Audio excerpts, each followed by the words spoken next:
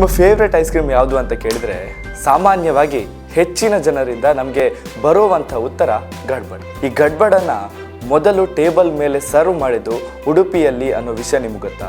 ಹೌದು, ಗಡ್ಬಡ್ ಸೃಷ್ಟಿಯಾದದ್ದು ಉಡುಪಿಯಲ್ಲಿ. ಉಡುಪಿಯ ಪ್ರತಿಷ್ಠಿತ ಹೋಟೆಲ್ ಡಯಾನಾದಲ್ಲಿ ಈ ಗಡ್ಬಡ್ ಅಚಾತುರ್ಯದಿಂದಾಗಿ ಸೃಷ್ಟಿಯಾಗಿತ್ತು. ಹೌದು, ಒಂದು ಬಾರಿ ಡಯಾನಾ ಹೋಟೆಲ್ಗೆ ಒಂದು ಪ್ರವಾಸಿಗರ ತಂಡ ಬಂತಂತೆ. ಈ ಸಮಯದಲ್ಲಿ ಅವರೊಂದು ಐಸ್ ಕ್ರೀಮನ್ನು ಆರ್ಡರ್ ಕೊಡ್ತಾರೆ.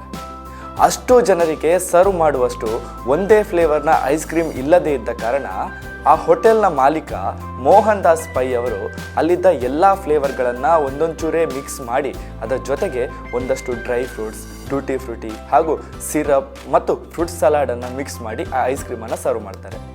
ಇದನ್ನು ತಿಂದಂಥ ಪ್ರವಾಸಿಗರು ಆ ಐಸ್ ಕ್ರೀಮನ್ನು ಮೆಚ್ಚಿ ಮೋಹನ್ ದಾಸ್ ಅವರ ಹತ್ರ ಈ ಐಸ್ ಕ್ರೀಮ್ನ ಹೆಸರು ಏನು ಅಂತ ಕೇಳಿದಾಗ ಗಡಿಬಿಡಿಯಲ್ಲಿ ಸೃಷ್ಟಿಯಾದ ಕಾರಣಕ್ಕಾಗಿ ಇದಕ್ಕೆ ಗಡ್ಬಡ್ ಅನ್ನೋ ಹೆಸರನ್ನು ನೀಡ್ತಾರೆ.